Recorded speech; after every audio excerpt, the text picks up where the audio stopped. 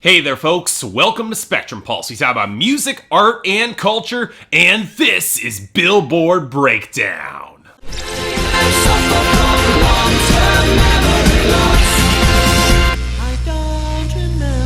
So like anyone who follows the pop charts, I got a bit of a taste for the ironic, the sort of mischances and opportunities that end up getting lodged in history simply because of how the charts put a timestamp on every single week, every single moment. And this week, we got that irony twofold. Not only did Drake bungle his release strategy to get a single to the #1 spot again, but now we have a new #1 smash hit from Zayn Malik of all people, the former member of One Direction. It's a feat that with all their rabid fandom and all their big pushes, that One Direction were never actually able to achieve. Now, there were other shifts this week, quite a few of them actually, but we're gonna focus on the top 10 for a little bit because a lot actually happened up there. So while I'll talk about the actual song itself a little bit later, let's analyze how Pillow Talk by Zayn got to #1. Quite frankly, it's the same well-timed release strategy that should be written into the release of every major pop star by now. Video, streaming, sales. Precisely timed to beat the airplay buffer and hit the charts at the very top. If you look at sales and streaming, and YouTube to a lesser extent, it was enough to get there, even as the radio struggled to catch up. All this was enough to overrun Love Yourself by Justin Bieber and push it back down to #2. Although that margin was helped by airplay, not quite gaining as much momentum as it slowed near the top. It's still a lot more healthy than Sorry by Justin Bieber slipping back to #3, as airplays finally peaked, streaming has started to slip, and sales have faded significantly, mostly being supported by its YouTube dominance at this point. And yet what didn't fade further was Stressed Out by 21 Pilots at #4, which continued to pick up a ton of airplay and very respectable sales to counterbalance being kind of overshadowed in streaming. Expect this to stick around for a while. It's turned into a radio darling. Now, what's fading a lot faster than I expected is Hello by Adele falling down to #5, with decent sales and very solid YouTube holding up, faltering airplay and streaming. It did, however, do enough to hold off our second new top 10 entry, Summer 16 by Drake. And let me walk you through how they screwed this up again. Quite frankly, this song needed to do what Zayn did in terms of video and streaming release in order to support the huge sales. And yet, because he had no video ready and streaming confined to Apple Music, which Billboard does not count, he didn't get any higher. Now, on the one hand, it's another diss track, and typically diss tracks don't get the huge promotional rollout, but it's also billed as the lead-off single from his upcoming album, Views from the Six, which means that either someone in Drake's management screwed up twice and should be fired by now, or this is deliberate sabotage on the part of Drake's management to prevent him from snatching up that #1 and thus getting additional leverage when it comes to renegotiating his contract. Regardless, Drake has long ago stopped interesting me, so let's move on to the rest of the top 10, where Drake shows up again with Rihanna on Work going up to '7. And this isn't all that surprising given the big sales and finally debuting on streaming, but what's interesting is that the radio hasn't quite picked up the big jump that would be needed to sustain much more momentum in the top 10. It'll be curious to see if this song actually manages to stick around. After that, we got My House by Flo Rida falling down to #8, but that's more because it's been jumped over because it's gaining in airplay, sales, and streaming. It's actually going to stay on the charts for quite some time. Similar case for Roses by the Chainsmokers featuring Roses, which might not have the same sales, but is solid in streaming and is picking up a fair bit more airplay. And finally, we got our third new top 10 entry, one that I did not expect to prove as popular as it has, Me, Myself, and I by G-Eazy featuring Bebe Rexha at #10. Now, I'm fairly certain it's here because of that hook and maybe some of the production and pretty much nothing else, because Lord knows nothing G-Eazy says on that song is compelling, but it's got huge streaming and a ton of sales, and that's enough to keep it afloat even if YouTube and airplay are pretty much non-existent. Not sure how long it'll last in the top 10, but it's interesting that it managed to get this high. And on a completely different note,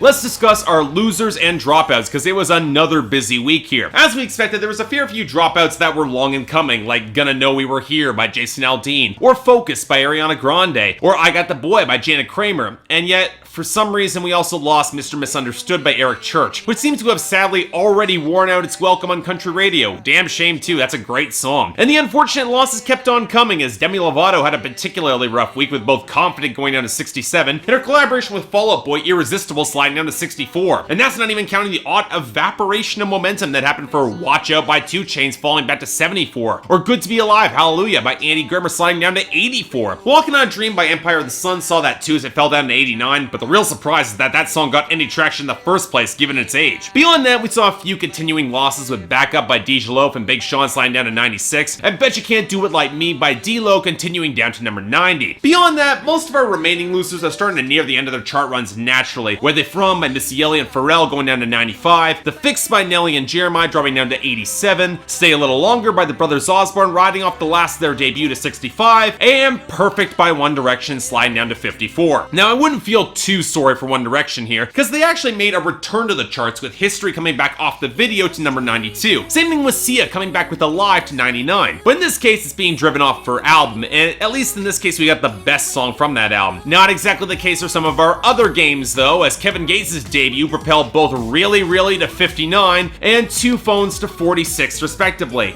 and neither gave me a lot of desire to check out that album. Beyond that, I actually do like the majority of the gains we got here. Sure, Old Dominion's Snapback picked up to 88 despite being generically awful, but Maren Morris charted a bigger gain with My Church rising to 71 off her debut last week, with only Ellie Goulding slightly edging her out. Oh, she rose up to 70 with Something in the Way You Move. And while it seems like Sugar by Robin Schultz and Francesco Yates seems to have stalled out for no discernible reason, 7 Years by Lucas Graham picking up to 43, and I Took a Pill in Ibiza by Mike Posner continuing up to 48, those are signs of real positive momentum going forward. Definitely not complaining about that. And from the looks of our coming entries, we're gonna need some quality to hold the line here, because we're starting off with number 97, Jam by Kevin Gates featuring Trey Songz, Ty Dolla $ign, and Jamie Foxx.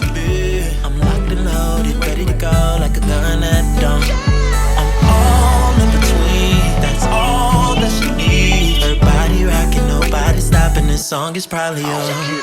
Okay, that's not quite fair, because if Kevin Gates' singles hit the charts thus far, this is probably his best. Not quite as catchy as Two Phones, but also probably having the least lyrical problems. Also, the extended features list, kind of a misnomer. Jamie Foxx is sampled repeatedly, and Ty Dolla $ign shows up on a bridge that really contributes nothing. This is more of a Trey Songz, Kevin Gates where they sing about making love. With a girl, not with each other, obviously. And on that basis, well, them making love with each other might have been more interesting, because the instrumentation is not bad with the deep bubbling bass and sparse guitar playing off a Sandy hi-hat, but the problem is that Kevin Gates isn't exactly a great technical rapper. Breast does not rhyme with nipple no matter how much you slur it, and as for content, it's a sex song. And the most notable line is when Kevin Gates sticks a finger in this girl's butt, which I can't imagine she finds all that pleasant. Beyond that, and Trey Songz pulling a lyrical element from a 2011 Kanye and Jay-Z song, there's just not much to this that's all that interesting or distinctive. A little bit too clumsy to be all that sexy, and considering that's a sex song, that's an issue. Number 91, Needed Me by Rihanna. Now you hit the compass, but baby, who you needed me?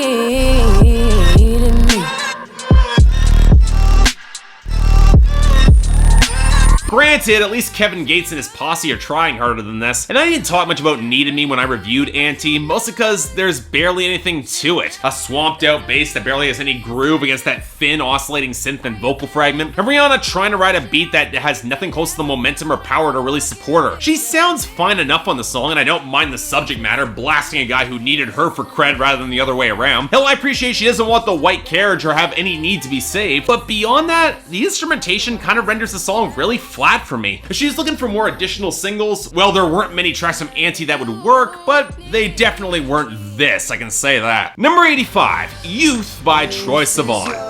Tripping on skies, sipping waterfalls. My youth is yours. Run away now and forever. Whoa, my youth is yours. The truth so loud you can't ignore. My youth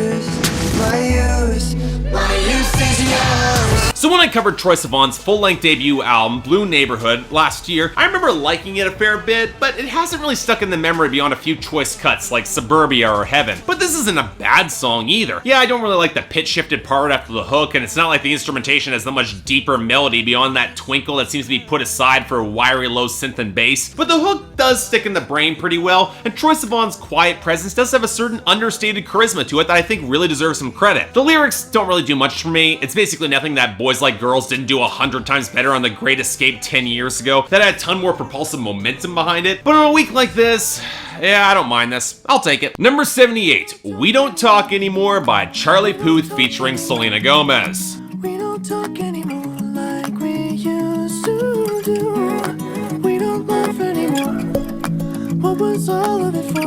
Ooh, we don't talk anymore like we used to do. So when I teamed up with John from ARTV to review Charlie Puth's debut album, 9-Track Mind, we had a few specific points to make about his little collaboration with Selena Gomez. Basically, the guitar was painfully thin, sounded like it was being recorded on an iPhone before being put into the mix, which it was, and then I didn't think Charlie Puth and Selena Gomez had a lot of chemistry. The immediate comparison that we both made was somebody that I used to know by Goche and Kimbra from 2012, but the difference there came in the framing and the presentation. It showed the aftermath of the breakup in much more human and balanced terms. They were very believable. Charlie Puth tries for a similar conflicted tone, but the writing is nowhere near balanced enough between the partners. Most because it's made clear that Selena is still into Charlie Puth even when she's with her new guy. As such, the chorus of "We Don't Talk Anymore" kinda pissy, especially when you're both seeing other people. You're not gonna talk in the same way. Get over it. Points for effort, I guess, but this song reminds me way too much of Lips of an Angel by Hinder, only just a shade less meat-headed. In other words, no, not a fan the slightest. Number 68, Hymn for the Weekend by Coldplay.